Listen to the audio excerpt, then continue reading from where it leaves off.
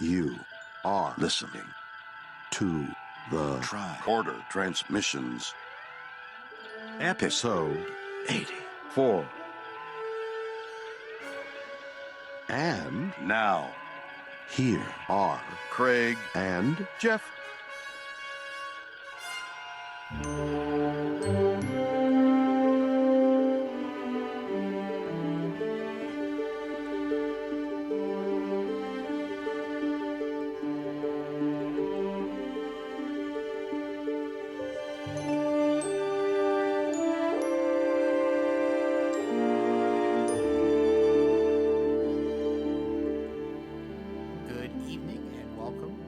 Episode 84 of the Tricorder Transmissions. This week, we are going to be talking Gold Key Comics, issue number 4, The Peril of Planet Quick Change. We are your hosts, Jeff Hewlett.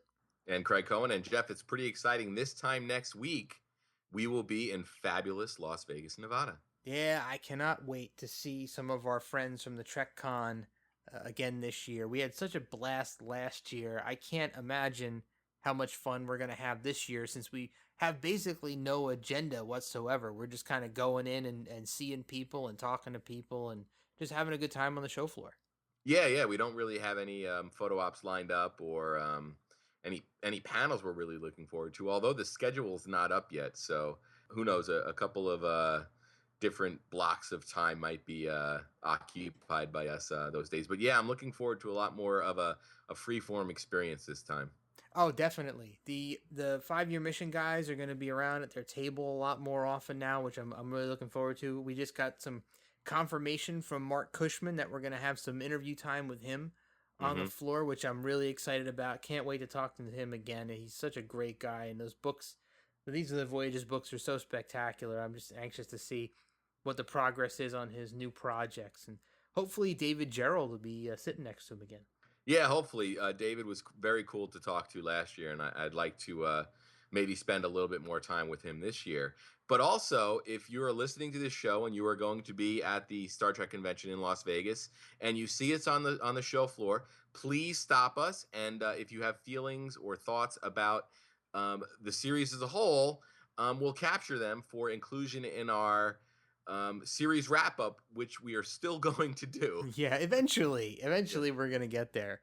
We're working on it. It's a heck of a project, and I think this Vegas trip and the TrekCon is kind of jumping in and taking some time away from what we were planning to do. But every now and then on this show, we kind of dip out of the Star Trek universe and indulge ourselves in talking about other things, and we usually ask the forgiveness of listeners as we do that, and I'm going to do that again tonight, and just because I learned something that kind of distressed me just before we started to record this, and Craig and I talked about it just very briefly before, and that was the passing of Roddy Piper, one of my favorite wrestlers as a child, and I know Star Trek is something I get very nostalgic about, and wrestling is something I also get very nostalgic about from my childhood, and I just have a lot of fond memories of watching wrestling with my friends when I was younger, and Piper being a great villain. And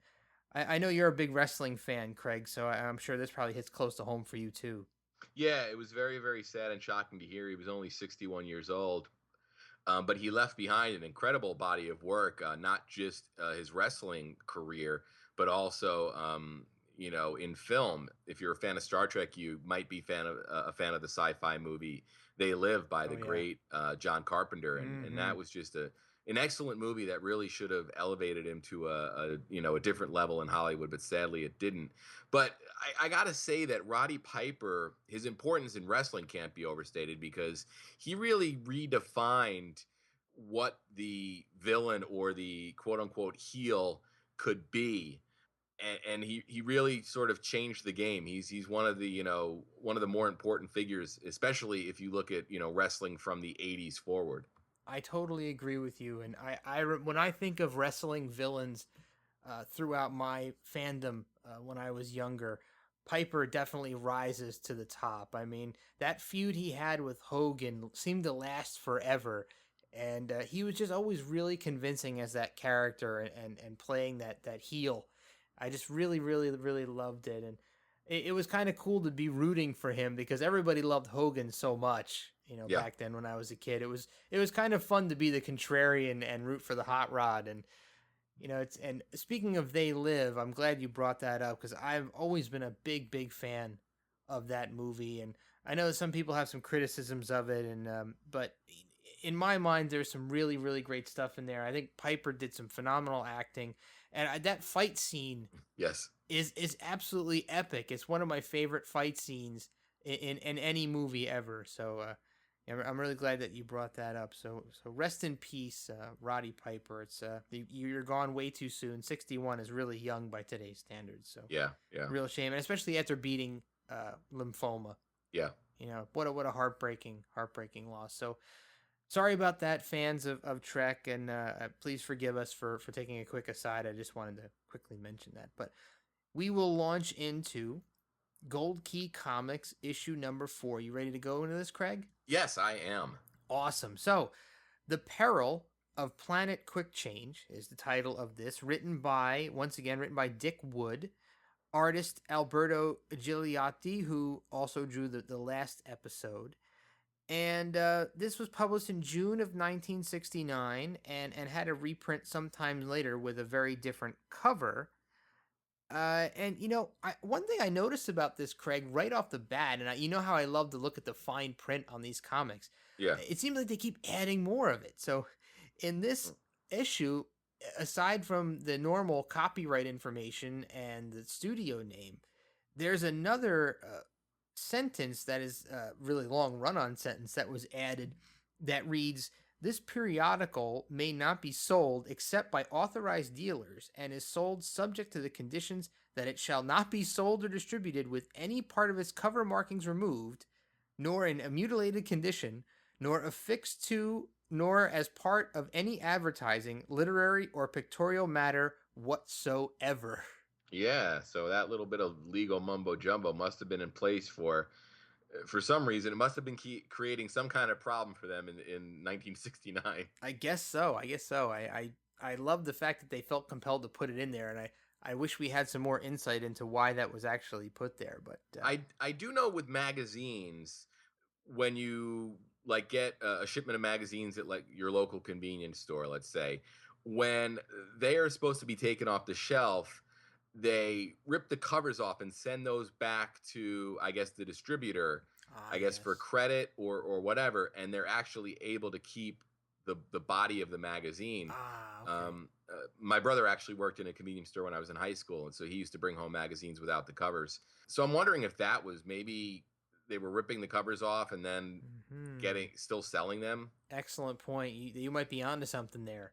I've seen that done as well. You might have just nailed that. So yeah, very interesting observation. And I got to say, looking at this first panel, I'm expecting this now, and I'm used to the sort of being thrown right into the action at a future point. Yep. This one really dives in and actually starts out with a captain's log, which is really cool. But speaking about the cover really quickly again, one thing it's a little bit strange is that there's another issue. This is the original cover I'm talking about, not the reissued cover with the drawing of Spock's face. The original cover has in the upper left-hand corner an image of one of the giants from Galileo 7. Yeah, and he plays no part in the story. Not at all. And there's a picture of Kirk and Spock.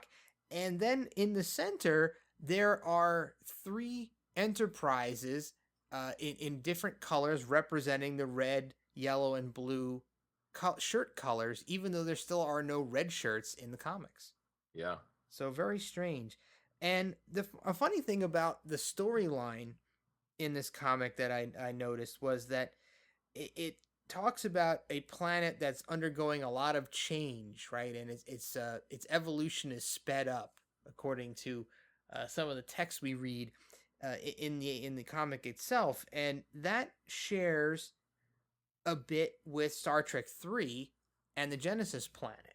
Oh, right. Good catch. I didn't even make that connection. Yeah, and also there's another parallel is the alien entities that take over a crew member's body, which is very similar to the Return to Tomorrow episode Yes. of the original series, and even further, the alien who doesn't want to leave Spock's body is very, very similar to Return to Tomorrow. Yes.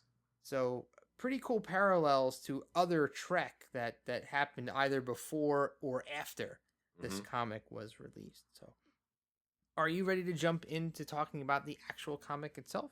Yeah. And one thing that I also noticed is that they have an individual name for part 1. Yes, good pickup.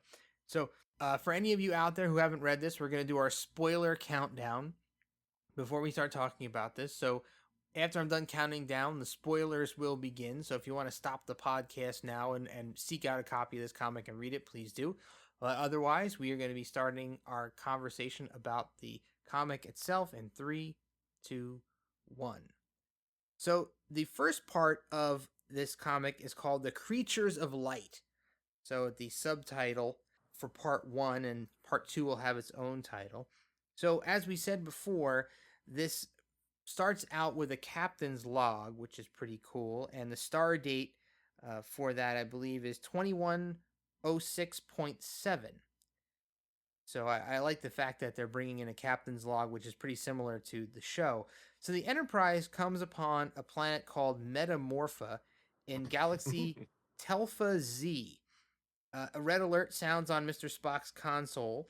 As the ship scanners pick up some disturbing readings, Spock claims that the planet's chemistry is changing every 5 to 10 minutes. So Kirk doubts Spock's statements, and he claims there must be some kind of a malfunction in the equipment because that is actually impossible. He believes it to be impossible. Spock double checks the planetary sensory pickup unit and finds that it's in excellent working condition, and presents Kirk with a printout to support the evidence that he's put forth. Kirk apologizes to Spock and realizes metallic objects are morphing into foliage instantaneously on the planet's surface. So just then, Spock detects the presence of a precious ore amongst the readings. Kirk states that an ounce of this titanium ore could power a spaceship for a year, and it's the most precious metal in all of the galaxies. So with the allure of that prize in mind, Kirk dismisses the potential dangers, of course, and beams down, leaving Scotty in command. So we're going to stop here and talk a little bit about this lead-in to this storyline. So Craig, how do you feel about this? I feel like Dick Wood was a real big Spock fan because once again, he is really sort of, the one that's got all the right answers. And again, Kirk is really ending up deferring to him. Yeah, definitely. There's a couple points in the comic where that happens. I also think the introduction of this ore that could power the ship for a full year is an interesting addition to the story, and I know you're really intrigued by the idea of the major differences between the comic and the show, and I assume this would be one of them. Yeah, because what was the name of the ore that they were looking for in the show? There was an ore in one of the episodes that was very sought after. I think it wasn't in the Devil in the Dark episode. Oh yeah, I think you might be right. Oh man, I should have looked this up prior to this, but I know the ore they were looking for on the show had a different name to it. So I'm going to have to look that up and get back to everybody on that. I'm sure everybody out there is yelling at us right now. Yes. I'm blanking on the name of this ore. Yeah. But, and the only other thing is we've got Sulu, or seemingly Sulu, beaming them down. And later in the issue, we will actually see that the transporter or the teleporter is actually enclosed. Yeah, exactly. Yep, good points. There is a Sulu looking character on page 5, panel 3, but he is unnamed. So if you're looking for that specific reference, he does look a heck of a lot like George Takei. And later on, we will see that the transporter has a locking door. Yeah. Encased in glass, but also which gave me a Wrath of Khan type of feel. Yeah, with the warp core, yeah, or the warp drive encased in that radiation-proof container. Spock also has a red alert button of his very own on his console, which I thought it was pretty interesting.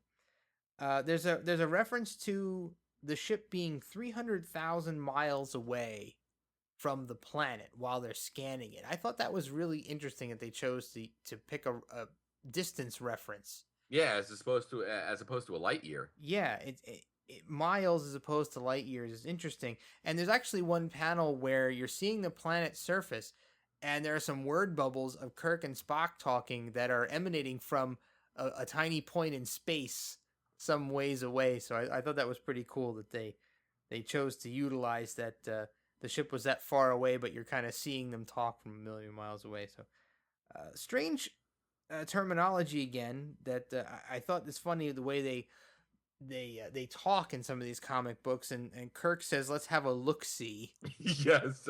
At the planet. I thought that was a little strange. One of many weird references, and we're still teleporting. We're not beaming, Mm-hmm. which I'm wondering how many of these gold keys we have to get through before they actually used beaming instead of the word teleporting. Yeah, I mean, at this point, I'm pretty much working with the assumption that the major differences we're looking at are going to be major differences, and it's allowing me at least to maybe be a little less judgmental of these stories. Oh, good way to look at it. The landing party arrives on the planet's surface, and they are immediately threatened by a mountain that springs from the ground. Great galloping galaxies. Yeah, the more of those weird colloquialisms that Kirk uses in these comics. Once the dust settles, they find some man-made artifacts, and there's some ruins that are strewn around the area. Spock deduces that there must have been a civilization on this planet long ago. Blobs of light spring from the newly revealed ruins and attack the landing party. They try to fend them off with phaser fire, but the aliens seem to be immune to it. And the shining aliens quickly hone in on Spock, who tries to swat them off. Inexplicably, the aliens vanish, and the crew is free to seek the ore that they came to find. It's a little bit of an odd scene. I'm really glad to see that the word phasers has finally made it into the comic. Although we don't get beaming, at least we get phasers now. Right, right. And there's another weird device that they're using at the end of this sequence. They refer to it as a space ore counter. They kind of look like little boombox radios with antennas sticking out of them. Yes. So more devices we never saw on the show itself, but exist in the comic book. So any thoughts on this particular section, Craig? It's a pretty interesting setup, and again, I think they're really taking advantage of being able to do anything in a comic panel as opposed to on screen with a live action show. I also really enjoy the top panel where Spock is being attacked by the bodiless insects, and you can notice that they're slowly disappearing, and we'll later learn why. Another thing that I really do wonder, though, now that we're 4 issues in, and I said I'm sort of adjusting and maybe not being as judgmental based on the parameters they're working within, but I'm wondering if we're going to get a self-contained Enterprise story. I know. They don't seem to spend a heck of a lot of time on the ship. Yeah. In these comics, it seems to be you get in the beginning and at the end they'll be on the ship, but in the middle they're always on a planet's surface. So I'm wondering how long it'll be as well until we get a bottle comic. Yeah. Where they're on the ship. I guess we'll have to wait till the time that the artist and the writer were pressed for time. Yeah. And once again, speaking of the artwork, once again, I think Spock looks very Nimoy-like, and I think McCoy looks a lot like McCoy did on the show. But again, Kirk is not very Shatner-like. Yeah, there's one panel where I guess it's page 8. It's right under the panel where Spock's being attacked. Right, yep. Where you get the three of them together. And there you can clearly make out who's who. And I think that's the closest this artist has gotten to Kirk. I agree. There's that where McCoy's kind of in the background a little bit. Yep, that one. Yeah, I remember that one. And that's where I kind of realized that I thought McCoy looked pretty much like DeForest Kelley. I guess you're a bit right there. Kirk looks kind of Shatner-like a little bit, but he looks almost older in a way. Yeah. The only thing that the Gold Key comic really doesn't really take advantage of is the McCoy character. Not at all. He's really ancillary there here. Um, I mean, there's really no sense of his personality. Not at all. These first 4 issues have been very Kirk Spock. It seems like all of the action and dialogue is centered around those 2 characters, and we still don't have any meaningful contribution from any of the other characters. So Scotty is not really around much. You see him here and there. You saw a kind of Sulu looking character who doesn't say anything. We've seen someone who appeared to be Uhura and no Chekhov whatsoever. So none of the characters outside from really Kirk and Spock have done much of anything. And McCoy's had some lines of dialogue, but he hasn't really been responsible for delivering any plot points or a heroic moment so far. Yeah. Yeah. So maybe that will change in subsequent comics. So part 3, as we move forward, the crew is again swept up in another natural disaster. This time, they're caught in a flood of water, only to be saved by Mr. Spock, who throws a rope to the other 3 landing party members who are stuck in this crevice filling with water. Once safe, Spock informs Kirk that he's figured out how to extract the ore, but he has to regulate the planet back to normal first. Yeah. Now, why do you think we get the explanation as to how Spock was able to lift the 3 of them up? I think that my mind wanted to say that it was a reference to Vulcan's strength, but I think the more I mull it over, I think it was a hint or a foreshadow to the fact that something was wrong with Spock, as we'll find out soon. Yeah, it just seems so weird that he attributes it to adrenaline. Yeah, I like that he says adrenaline, knowing that Spock probably would never have said that on the television show. But again, maybe that kind of feeds into the fact that we're supposed to, as readers, understand that something is awry here. This is our first inclination that Spock didn't come out of that exchange with the glowing aliens completely unscathed. Let's see. So Kirk senses something strange about Spock's behavior, but dismisses it. Some supplies that Spock wants are beamed down from the Enterprise, and Spock begins drawing up some blueprints on a device that he wants to use to cure the planet of its ills. The landing party continues to doubt him as Spock orders Kirk to take the equipment to a volcanic crater to the south. And when Spock is left alone, it is revealed that the alien lights we saw prior are controlling his mind. Thoughts, Mr. Cohen? I like the fact that they've now utilized 2 issues in a row.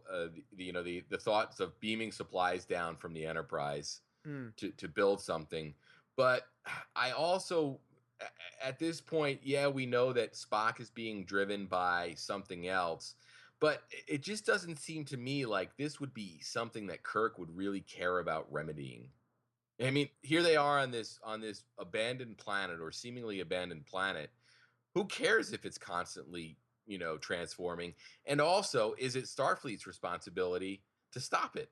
No, I agree with you there. I think that it's more about that prize of getting that ore mine that they really need. It's almost like Kirk is gold mad or something. He's got gold fever, and he's got to go panning and make that money, right? He's got to get the quatloos. Yeah. So that's a good point. I didn't factor in the ore, but at the same time, if it's that precious, what are they normally running on? Yeah, I don't think that's established in the comic. I mean, I know in the real Trek world, it's dilithium, but yeah, they have yet to mention that in the comic book. So I guess whatever this stuff is, Kirk would probably be heralded as some sort of a hero if he found some kind of a large cache of it on an alien planet. So maybe he's just going along with this. We've got to stop these reactions on this planet if we're to be able to safely dig up this ore. But that also brings up another point, though, is that they could pretty much transport back to the ship at any time to avoid these natural disasters. So why wouldn't they just quickly teleport back up, wait for the activity to stop, and then come back down and start digging? Right. So a couple things that I thought were worth pointing out, and these were kind of WTF head scratchers for me. Page 10, panel 4, Spock is holding a spiral notebook. Now, I have not seen a spiral notebook in Star Trek before, not on the original series at least. So there's obviously someone still, Mead or whoever, is still making spiral notebooks and selling them to Starfleet. And on page 12, panel 4, Spock is wearing a wristwatch. Oh, wow. Yeah, I see. Yeah, it's clear as day. A wristwatch. Now, we've never seen anybody in the original series wearing a wristwatch. No. So I guess that was just something the artist felt like drawing there. But really, really strange to see a wristwatch on the arm of a Starfleet officer. So yeah. Pretty cool little diversion in the comic. So I think, if I'm not mistaken, this is the first Gold Key comic to call Spock a Vulcan. Oh, okay. Wow. Yeah, so the word Vulcan is mentioned. Kirk theorizes that Spock's strange behavior has something to do with his being on a planet that is somehow similar to his home world. So a little expose into Kirk's understanding of Spock's psyche. And another thing I thought was interesting is that, along with the supplies that were beamed down from the Enterprise, they also beamed down vehicles that the crew drove around in. So we've never seen that either. So we've seen shuttlecrafts before. We've never seen a vehicle with wheels on it beamed down to a planet's surface and driven around by uniformed Starfleet members. Yeah, and that's another sort of thing they were able to do in the comic that I'm sure if they had a larger budget, I could totally see episodes of the series where they're out in a practical location in a modified dune buggy. Yeah, oh, absolutely. I guess most of the planetary surface shots were done on a soundstage and with a set, so driving around wasn't practical. They probably couldn't pull in the Chevy Impala from outside and drive around. I think the only Trek episode we saw them drive in was a piece of the action, right? Oh, yeah, yeah. And that was when they were in the past. And I think we saw some cars in City on the Edge of Forever. Yeah, that were running over Edith Keeler. Mm-hmm. Huh. But so moving forward, the aliens revealed their planet's history to Spock. A meteorite crashed into the planet's surface and altered the planet's core, and in the process destroying the bodies of the people who inhabited the world. The aliens could not undo the damage because they no longer had physical forms. Spock speculates that returning the planet to normal will also restore the aliens to their former bodies. Just then, Kirk comes back and hears Spock talking to himself, again doubting Spock's behavior, but Spock shows Kirk the hand and dismisses him as they rush off, and Spock is guided by the alien entities to a secret cave in which they've hidden some vials of chemicals necessary to restore the planet back to normal. As Spock begins to load the chemicals into the rocket, another planetary disaster shift begins, ending part 1 of the comic. Craig Cohen. I kind of like the concept of Spock being driven by interior forces. But again, it's just frustrating to watch Kirk really just be an observer here. And, sort of just following along in whatever footsteps Spock is laying down. It's bothersome to me, even removed from the rules or the confines of the TV show. It just seems like a really weak use of a character where there's so much more potential here for characters to be utilized, and it just seems to me like this could have almost been a Spock solo adventure. I kind of feel the same way about Kirk. He seems to be underutilized in some of these issues that we've read through so far, and he seems to really be less of a captain figure and more of almost like a regular crew member who gets directed around by Spock. Yeah. There's actually a nod to that, though, in one of the panels where Kirk has a thought bubble above his head where he thinks about how he could override Spock and kind of smack him down and assert himself, but he chooses not to. So at least they acknowledge it in a way, although I still would prefer if Kirk was more Kirk-like. like you said. So a little terminology note, they mentioned space fatigue. Yes, that's what Kirk thinks Spock might be suffering from. And we also get Spock saying great fires of Saturn. We should make up some sort of a compendium of these gold key isms that keep popping up. And I wonder if down the road, where I think we got a couple more Dick Wood issues to get through, but I wonder if when we change writers, if we're going to see different terms used, maybe something more close to the TV show. Yeah, we'll see. So, part 2, The Sinister Guest. So the subtitle changes for this section. The landing party is guided to safety by the alien force inhabiting Spock's brain. See what I did there? Once the event subsides, Spock declares that they can now continue with Project Planet Still. He's given it a code name. Launching the rocket into the planet's surface causes a chemical mixture to interact with the core, and a medical mist is propelled into the air. Suddenly, the alien entities spring from Spock's body and take on a corporeal form. And once fully restored, the leader identifies himself as Zarman, promising to help the landing party find the ore that they seek. Spock looks extremely Nimoy-like in this section. Yeah, I think.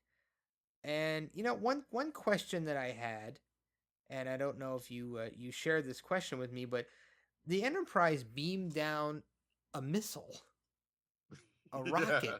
Why would they have that on board the ship? No It's idea. not a photon torpedo. It's actually like a physical rocket with like propellant in it, right? Yeah. Very weird. And totally. Once again, the Enterprise is stocking all sorts of things on board for what purpose we don't know, but I guess the purpose is for any of these bizarre missions they wind up going on. They may need all these things. So you got some mad stockroom attendant down there, requisitioning more missiles and all-terrain vehicles to replace the ones they've used. Right. But and notice that the aliens when they're restored to their original living forms, they're wearing metal helmets and animal skins with capes, and they're carrying swords. So almost like a medieval type of appearance. Yeah. Did you find that strange at all? Yeah. I did, but it was almost expected based on the weapon that Spock had found earlier in the issue. Agreed. Yeah, agreed. And it's kind of like the show too, in the way that they're always stumbling across these Earth-like civilizations that sort of resemble different time periods in our own Earth's history. Ancient Rome and Nazi Germany. So I guess it really shouldn't be too shocking that these aliens look just like people, and they look like almost that Conan the Barbarian type appearance. Yeah. So moving on, the town of Hydaina, I hope I'm pronouncing that right. Hydaina is restored by the healing medical mists. The population begins to reappear in the background, so we see that these 6 entities were not the only entities that were flying around. Zarman beckons Kirk and the crew to follow him to the nearest deposit of the titanium ore. Upon reaching the deposit, Zarman tells the crew to extract 200 galaxy pounds of TI ore, but just as they begin to collect it, Spock realizes that not all of the aliens have left his body. The alien Textra wants to remain in Spock's body and leave the planet with him in search of adventure. Textra's influence proves strong as he denies Spock the ability to reveal his presence to Kirk and the landing party, and winds up getting beamed back aboard the Enterprise.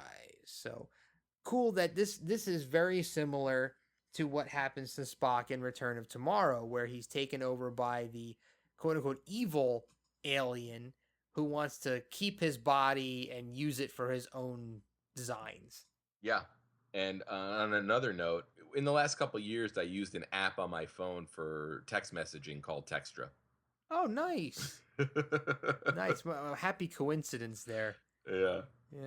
I don't know. Gold Key might have a lawsuit if I'm not sure who controls the Gold Key, or if Gold Key even is really a thing anymore.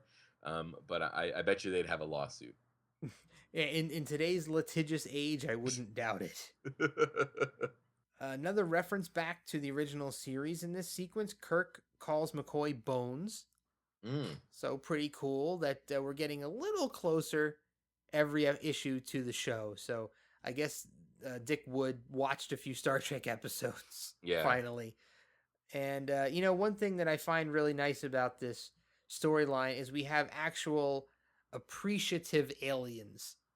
They appreciate the help that the Enterprise crew has given them and wants to give them a reward for their efforts. And I like the fact that we have some actual real aliens here that aren't evil and terrible like a lot of the aliens we find on the show. Yeah, but the funny thing is, knowing that there were still a couple of pages to go, I said, "Oh, well, when did the aliens turn on them?" And surprisingly, we didn't get the aliens turning as opposed to one alien turning. But I also don't really buy this guy's sort of reason for staying inside of Spock. I guess at the time it's they didn't really need that much of a reason. But you'd think maybe you'd say, oh, this guy, in his physical form is disabled or not able to see or something. But I mean, the idea of just sort of tagging along in somebody else's body to me, even if it is as an opportunity to explore space, I don't know. I can't really see many people being impelled to do that. Interesting thought. That makes me wonder if this is another one of those situations where if the aliens were just completely honest up front, if it would have resolved the situation. Like if he just jumped out and turned back into a physical form and said, "Hey guys, can I come with you?" Yeah. I think it would have been a much better scenario. I'm sure that Kirk and company would have gladly taken the alien with them on their adventures. But yeah, that's a really good thought, and I think I've talked about stuff like that on a few episodes in the past, where if the aliens had just stated what they really wanted up front, the whole thing could have been avoided. Yeah, and it also makes me wonder what kind of power this guy had. Where was he able to control his form, and if he was, why didn't he turn into his alien form sooner? You know what I mean? It creates all kinds of for me questions that I don't think Dick Wood probably ever anticipated anybody asking, and it's probably borderline nitpicky on my end of things, but it's still something I'm thinking about. Well, that's part of the fun of recording these shows, is that we get to nitpick and think about some of these concepts. And that's one thing I love about Trek, and I'm really glad that the comic is actually making us question all of these things and talk about them a little bit deeper. Yeah. So good on you, Gold Key and Dick Wood. You've spurred on some interesting conversation. So moving on, back on the Enterprise, Spock attempts to write a message to Kirk with a pen, but is unable to do so. Noticing his condition, McCoy insists that he be taken to sickbay. Thinking of a plan, Spock runs for the teleportation chamber, assaulting a crew member along the way. Utilizing the transporter, Spock throws the return switch and subjects himself to the danger of his molecular structure being torn apart. In a fit of dematerialization, the spirit is ripped from Spock's body and he is free. Quickly turning off the transporter before the alien has a chance to latch on to anybody else, Captain Kirk gets his hero moment and saves the day. And this comic, much like a lot of the episodes of the show, ends with a comedic moment between McCoy and Spock joking about Vulcans versus Earthmen. Yeah. So I kind of like that, and I like the fact that we get so many nods to the show, even though there are still some stark differences in this issue. I'm glad that we're getting a little closer to what the Trek that we know. Yeah, and the end of this issue really had me thinking that there was a great story opportunity to have the resolution of the shifting planet a lot earlier, possibly even in part 1, and you could have had a really, really exciting part 2 set on the Enterprise with Spock, being possessed. Exactly. It could have been a lot like The Enemy Within, right? Mm-hmm. So you had the evil Kirk running around. So this could have been the deranged Spock running around under the influence of this alien being, trying to figure out how to get free. It does seem like the resolution to that problem comes very, very quickly. Yeah. So you don't get a lot of time between when we realize Spock is being taken over and the danger of him being beamed back to board the ship with this alien really doesn't amount to much. Mm-hmm. It's just very quickly resolved. But then again, you think about these issues, and none of these stories so far span multiple issues of the comic. So everything has to be resolved in a very, very short, 20 some odd pages.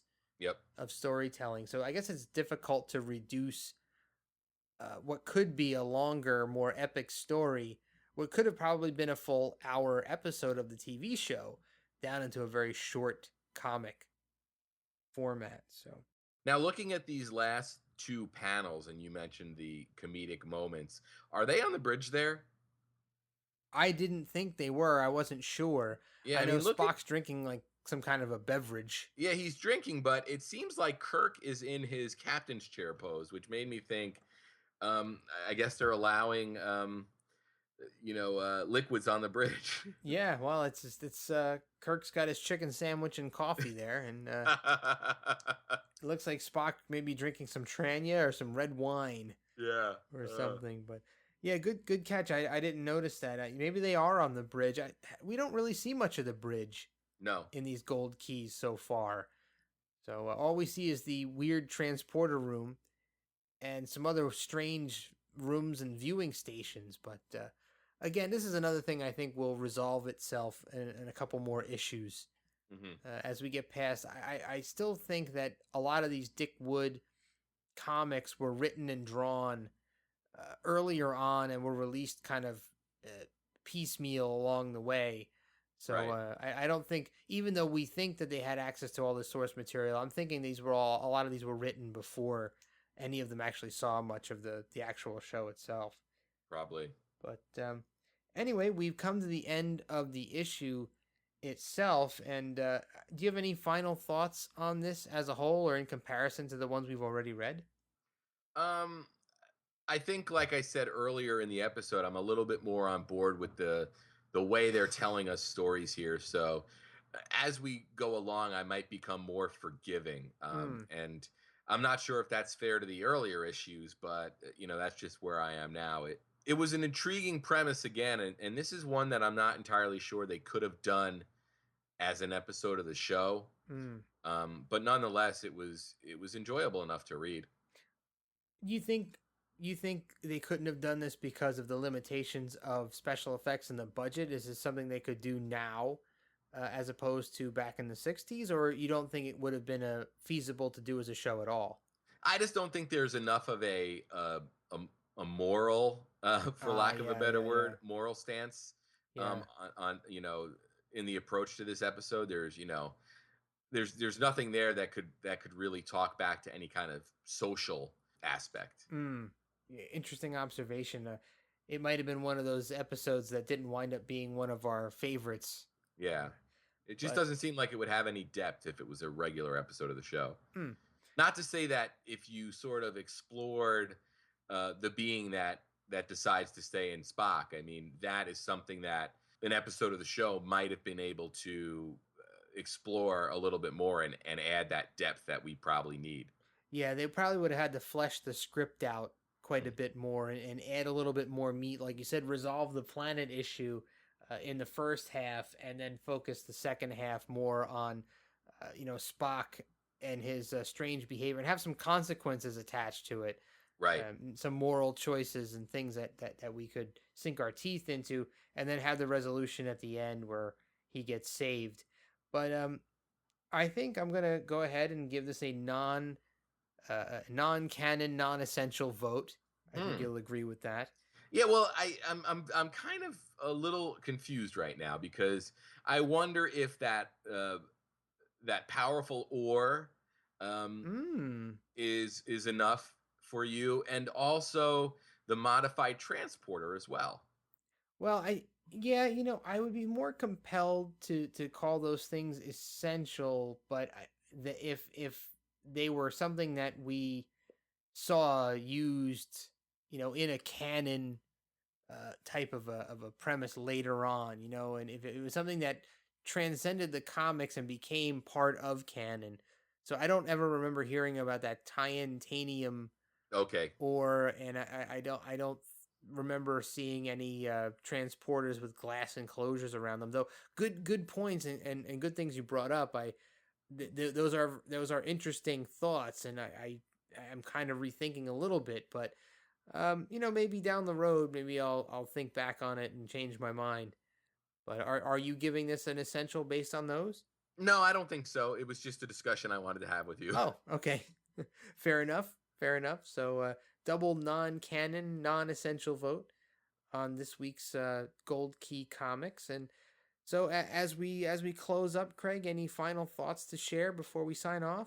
No, I will see you in Las Vegas. Yes, we will see each other and hopefully some of you out in Las Vegas. Look for us. We'd love to talk to you guys and get you on the show while we're doing some recording out there. And looking forward to seeing everybody once again. And just a side note, we will be off the air next week as we will be in Las Vegas, but we will be back the following week. So look for us then. Thanks as always for listening, and we'll see you soon.